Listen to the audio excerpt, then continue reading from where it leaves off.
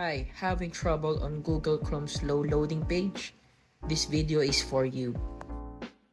It's very simple. Let's start.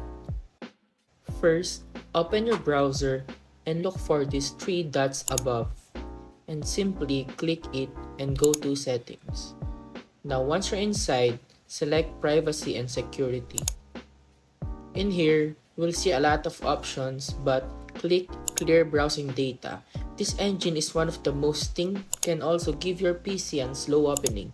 Now clear all time and click clear data. After that, also go to advanced option and select it all. And do the same thing. Click clear data and try browsing to your browser again. So just that simple. I hope this video helped you out.